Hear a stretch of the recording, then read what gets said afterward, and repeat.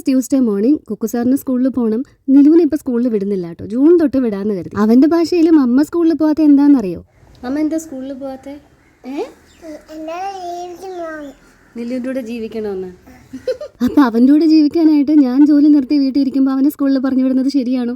ഇനിയിപ്പോൾ ഉച്ചക്കത്തേക്ക് കുറച്ച് മുരിങ്ങയില ഞാൻ ഇന്നലെ പിച്ചി ക്ലീൻ ചെയ്ത് ഫ്രിഡ്ജിൽ വെച്ചിട്ടുണ്ട്.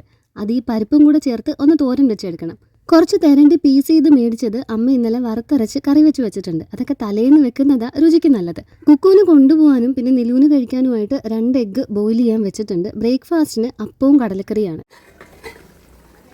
കടലക്കറി ഞാൻ ഇന്നലെ വൈകുന്നേരം തന്നെ വെച്ചിരുന്നു. രാത്രി ആലന് ചപ്പാത്തിക്ക് എടുക്കാനായിട്ട് കറിയൊന്നുമില്ലായിരുന്നു. അപ്പോൾ കുറച്ച് കടലക്കറി വെച്ചാൽ രാവിലെ അപ്പമായിട്ട് അത് എടുക്കാമല്ലോ എന്ന് കരുതി. തോരൻ്റെ അരപ്പിനായിട്ട് തേങ്ങയും ചുവന്നുള്ളിയും പച്ചമുളകും മഞ്ഞപ്പൊടിയും ജീരകവും ഇട്ട് മിക്സിയിൽ അടിച്ചെടുത്തു. അരി അടച്ചിട്ടു. കടലക്കറി ഇന്നലെ ഐബലിൻ്റെ ഈ ഒരു പോട്ടിൽ വെച്ചതുകൊണ്ട് അത് അങ്ങനെ തന്നെ ഞാനങ്ങ് ചൂടാക്കാൻ വെച്ചു. ഈ പാത്രം ഗ്യാസിൽ യൂസ് ചെയ്യാവുന്നതാണ്. വറുക്കാനായിട്ട് കുറച്ച് തെരണ്ടിയുടെ പീസ് അതെന്തോ കുറച്ച് ചൂടുവെള്ളത്തിലൊക്കെ ഇങ്ങനെ വേവിച്ചിട്ടാണ് ക്ലീൻ ചെയ്തെടുക്കുന്നത്. അപ്പോൾ അത് ഹാഫ് കുക്ക്ഡ് ആണ്. എന്നിട്ട് അത് അമ്മ മാരിനേറ്റ് ചെയ്ത് വെച്ച് തന്നിട്ടുണ്ട്. അത് ഇതുപോലെ നമുക്ക് വറുത്തെടുക്കാം.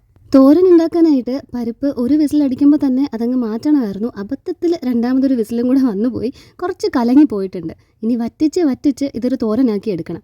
ആദ്യം ഞാൻ ഓർത്ത് കുറച്ച് ചാറുകറി പോലെ വെച്ചാലോ എന്ന്.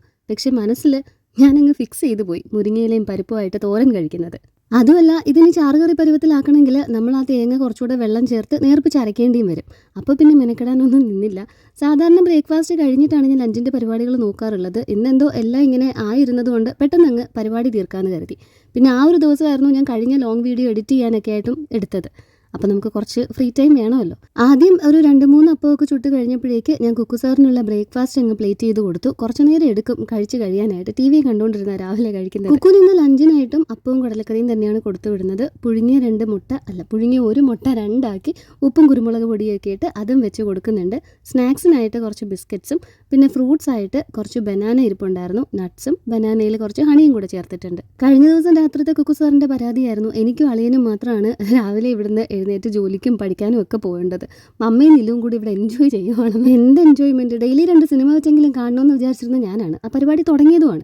ഇപ്പോൾ ഫുൾ ടൈം ലാഡാനിക്കയും കാത്തും ഒക്കെ കണ്ടുകൊണ്ടിരിക്കുക. ഇന്നിപ്പോൾ നമ്മൾ മേലത്തേക്ക് മേടിച്ച AC ഫിറ്റ് ചെയ്യാനായിട്ട് ആൾക്കാർ വരും. അവിടെ ആ ഒരു കബോർഡും നമ്മൾ ക്ലോസ് ചെയ്യുന്നുണ്ട്.